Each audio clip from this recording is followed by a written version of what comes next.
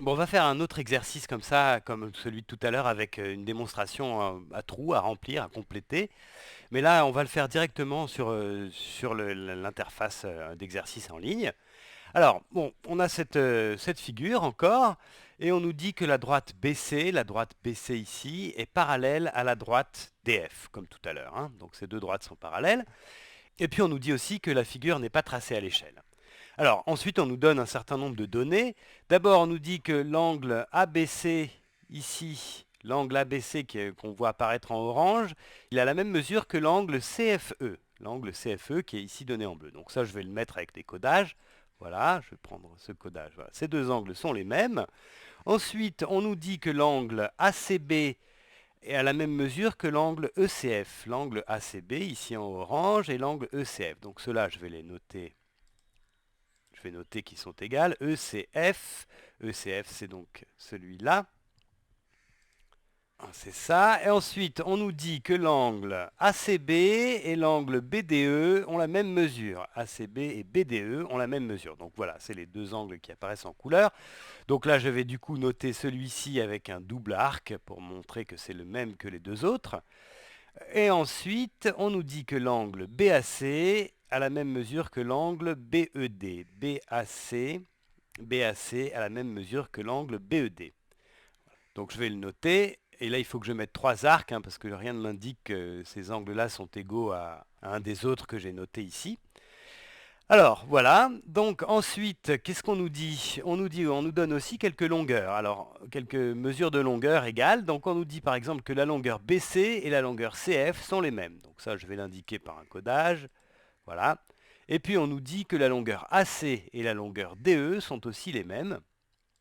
Voilà, donc je l'indique comme ça, AC et DE sont la même longueur. Maintenant, on a traduit toutes les données sur la figure par des codages. Maintenant, il faut qu'on résolve l'exercice. Et l'exercice nous demande de compléter la démonstration pour conclure que les triangles ABC et EBC sont isométriques. ABC, c'est celui-là. EBC, c'est celui-ci. Alors, la démonstration, comme tout à l'heure, elle nous est partiellement donnée. On a un squelette, en fait. Il y a certaines étapes qui sont complètement déterminées, comme c'est le cas des deux premières, par exemple, des trois premières ici.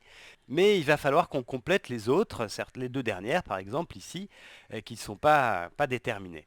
Alors, on commence par la première étape. On nous dit que les triangles EBD et ABC sont isométriques parce qu'ils ont deux angles égaux 2 à 2 et le côté adjacent à ces angles. Alors effectivement, là, on voit bien que EBD, c'est celui-ci, EBD ici, et ABC, ce sont des triangles isométriques, puisqu'ils ont effectivement l'angle en D ici qu'on retrouve en C, et puis l'angle en E qu'on retrouve en A, et la longueur du côté ED pardon, est égale à la longueur du côté AC. Donc effectivement, ce sont deux triangles isométriques parce qu'ils ont deux angles égaux 2 à 2 et le côté adjacent à ces angles. Donc ça va. On comprend bien pourquoi ça nous est donné.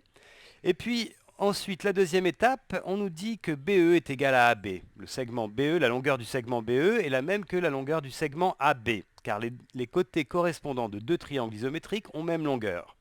Alors effectivement, BE c'est un côté du triangle BDE, et c'est le côté qui est opposé à l'angle en D que j'ai repéré avec deux angles, avec deux arcs de cercle, pardon.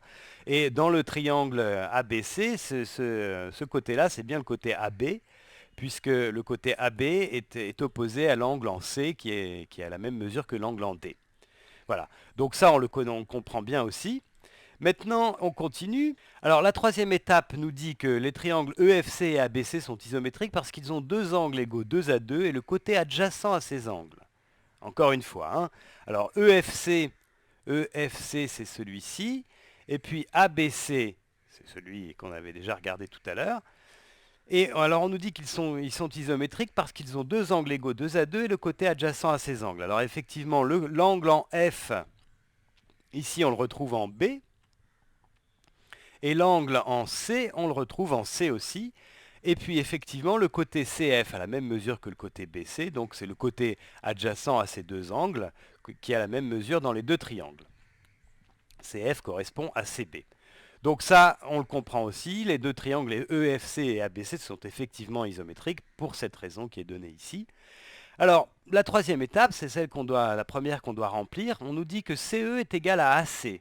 CE est égal à AC. Alors, CE, la longueur CE est égale à AC. Et ça, il faut qu'on le justifie. Alors effectivement, on vient de voir que les triangles ABC et EFC sont isométriques, donc ils ont des côtés de même longueur. Alors, la justification qu'on peut donner, du coup, on va voir ce qui nous est proposé. Ils ont trois côtés égaux 2 à 2, ça veut rien dire dans notre cas. Deux angles, ça non plus. Ils ont deux angles égaux 2 à 2 et un côté, ça va pas non plus. Deux côtés égaux 2 à 2 et l'angle entre ces côtés. Alors c'est ça, ce sont des éléments correspondant de triangles isométriques. On va choisir ça.